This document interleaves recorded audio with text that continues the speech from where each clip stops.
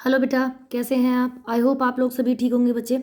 आज हम अपनी क्लास 7 के चैप्टर 6 भौतिक एवं रासायनिक परिवर्तन के क्वेश्चन आंसर्स के बारे में बात करने वाले हैं। हमारे पास क्वेश्चन आंसर्स है बच्चे इस चैप्टर के। होप आप लोगों को समझ आएंगे। तो क्वेश्चन 1 इज निम्नलिखित प्रक्रमों के अंतर्गत होने वाले परिवर्तनों को भौतिक अथवा रासायनिक परिवर्तन के रूप में वर्गीकृत कीजिए। आपको ये बताना है कि ये कौन कौन से भौतिक परिवर्तन है और कौन कौन से रासायनिक परिवर्तन है। फर्स्ट है बेटा प्रकाश संश्लेषण। प्रकाश संश्लेषण की प्रक्रिया एक रासायनिक परिवर्तन है। सेकंड, जल में शक्कर को घोलना, यह एक भौतिक परिवर्तन है। कोयले का जलना, यह रासायनिक परिवर्तन है। मोम का पिघलना भौतिक परिवर्तन है।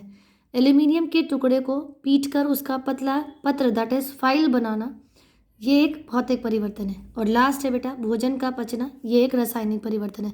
आपको सिर्फ इनको बांटना था, वर्गीकृत करना था कि कौन सा रासायनिक परिवर्तन है और कौन सा भौतिक परिवर्तन है। नेक्स्ट क्वेश्चन है बेटा, आपको सत्य अथवा असत्य बताना है कि कौन सा कथन आपका सत्य है, कौन सा असत्य है। पहला है लकड़ी के लट्ठे को टुकड़ों में काटना एक रासायनिक परिवर्तन है, ये असत्य है। इसको आपको ठीक भी करना है बेटा। तो जहाँ रासायनिक लिखा हुआ है उसकी जगह आप क्या लिखेंगे, भौतिक परिवर्तन है। नेक्स्ट है पत्तियों में खाद का बनना एक भौतिक परिवर्तन है, ये कथन भी असत्य है। और यहाँ भौतिक को काटकर आप क्या करेंगे, रासायनिक करेंगे, क्योंकि पत्तियाँ जब खाद में परिवर्तित होती हैं बेटा तो वो केमिकल रिएक्शन करती हैं, रासायनिक परिवर्तन उसको कहते हैं। नेक्स्ट आपका ग पार्ट है जस्ते, जिसको हम जिंक कहते हैं, लेपित लोहे के पाइपों में आसानी से जंग नहीं लगता, ये कथन सत्य है, क्योंकि वो उसके ऊपर कोट बना लेता है बेटा। और ऑक्सीजन डायरेक्टली किसके संपर्क में नहीं आती, लोहे के संपर्क में नहीं आती, जिससे उसमें जंग नहीं लगता है। नेक्स्ट है बेटा लोहा और जंग एक ही पदार्थ है। क्या लोहे और जंग एक ही पदार्थ है? नहीं, ये असत्य कथन है। इसको आप लिखेंगे बेटा लोहा और जंग अलग अलग पदार्थ है, क्योंकि जो लोहा होता है वो हार्ड होता है और जंग आपने देखा है वो बुरादे की तरह होता है, जो कि पाउडर की फॉर्म में होता है। ठीक है, दोनों का केमिकल फॉर्मूला भी अलग अलग होता है। नेक्स्ट है भाप का संघनन रासायनिक परिवर्तन नहीं है, तो ये सत्य है, क्योंकि भाप अगर किसका रूप है बेटा, पानी का ही रूप है, तो पानी पानी ही रहा, चाहे वो भाप बन गया, तो ये सत्य कथन है। नेक्स्ट क्वेश्चन है, आपको रिक्त स्थान भरने हैं। जब कार्बन डाइऑक्साइड को चूने के पानी में प्रवाहित किया जाता है तो यह calcium carbonate that is CaCO3 के बनने के कारण दूधिया हो जाता है। नेक्स्ट खाने के सोडे का रासायनिक नाम sodium bicarbonate that is NaHCO3 है। थर्ड, ऐसी दो विधियां जिनके द्वारा लोहे को जंग लगने से बचाया जा सकता है, तो पहली है ग्रीस लगना और दूसरा है जस्तीकरण। जस्तीकरण मतलब जिंक की एक लोहे के ऊपर जिंक की परत को चढ़ा देना। नेक्स्ट है बेटा ऐसे परिवर्तन जिनमें नए पदार्थ बनते हैं उन्हें रासायनिक परिवर्तन कहते हैं, या वो रासायनिक परिवर्तन कहलाते हैं। ऐसे परिवर्तन भौतिक परिवर्तन कहलाते हैं जिनमें किसी पदार्थ के केवल भौतिक गुणों में परिवर्तन होता है। जब कोई भी नया पदार्थ नहीं बनता, केमिकली वो रिएक्ट नहीं करते, तो उन्हें हम क्या कहते हैं, भौतिक परिवर्तन कहते हैं। नेक्स्ट क्वेश्चन है बच्चे, जब नींबू के रस में खाने का सोडा मिलाया जाता है तो बुलबुले बनते हैं और गैस निकलती है, यह किस प्रकार का परिवर्तन है? देखो बेटा ये एक कैसा परिवर्तन है, रासायनिक परिवर्तन है, क्योंकि यहाँ पर एक नया उत्पाद बनता है। जैसे खाने का जो सोडा होता है उसे हम बेकिंग सोडा कहते हैं, उसमें जब नींबू का रस निकालते हैं नींबू का रस मिलाते हैं तो लवण और कार्बन डाइऑक्साइड गैस निकलती है। तो कौन सी गैस यहाँ उत्पन्न हो रही है बेटा, कार्बन डाइऑक्साइड, और जल का निर्माण होता है। नेक्स्ट क्वेश्चन है बच्चे, नेक्स्ट क्वेश्चन इसी में आप लोग ये भी लिख सकते हैं कि नींबू एक अम्ल है जो खाने का सोडा जो क्षारक है से अभिक्रिया करके लवण, कार्बन डाइऑक्साइड और जल देता है। यह एक उदासीनीकरण की अभिक्रिया है। तो उदासीनीकरण में भी क्या होता है बेटा, एसिड प्लस बेस मिलकर क्या करते हैं, न्यूट्रलाइजेशन रिएक्शन करते हैं, अम्ल और क्षारक मिलकर लवण बनाते हैं और जल निकलता है। इस रिएक्शन में भी नींबू क्या था, अम्ल था, और आपके पास खाने वाला सोडा क्या है, क्षारक है। दोनों ने मिलकर लवण, कार्बन डाइऑक्साइड और जल का निर्माण किया था। तो ये उदासीनीकरण की अभिक्रिया का एक उदाहरण है। नेक्स्ट है बेटा, जब कोई मोमबत्ती जलती है तो भौतिक और रासायनिक परिवर्तन दोनों होते हैं। इन परिवर्तनों की पहचान कीजिए। ऐसे ही किसी ज्ञात प्रक्रम को एक और उदाहरण के द्वारा आपको लिखना है। आंसर है बच्चे, पहले हम डिफाइन करेंगे इनको, फिर उनके उदाहरण देंगे।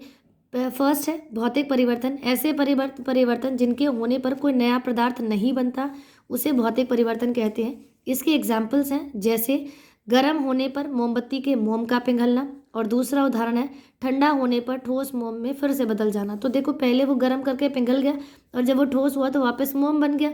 तो ये क्या है, मोम मोम ही रहा, कोई नया पदार्थ नहीं बना, इसलिए एक भौतिक परिवर्तन है। नेक्स्ट, रासायनिक परिवर्तन।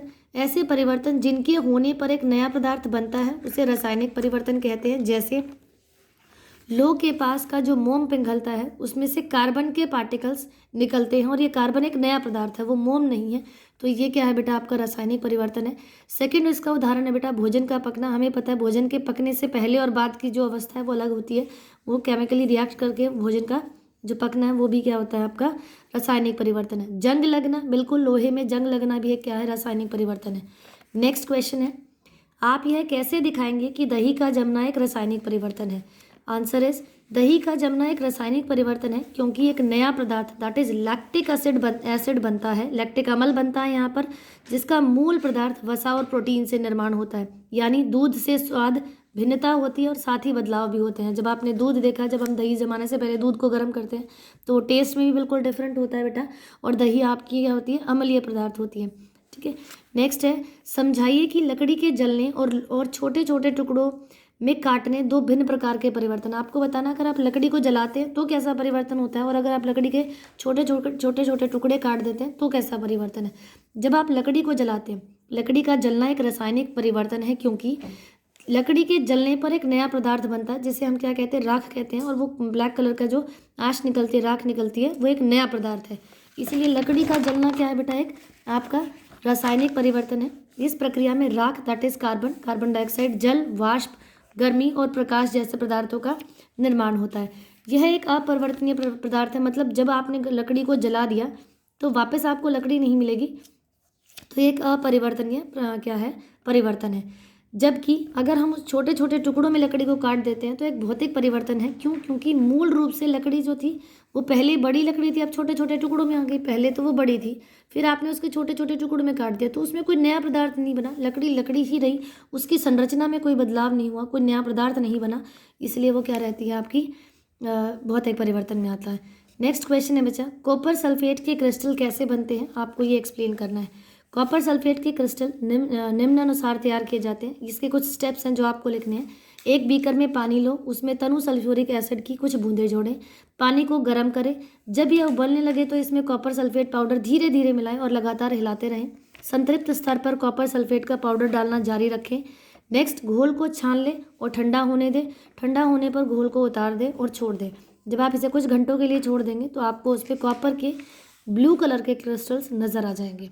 नेक्स्ट क्वेश्चन है बेटा, समझाइए कि लोहे के गेट को पेंट करने से उसको जंग लगने से कैसे बचाया जा सकता है।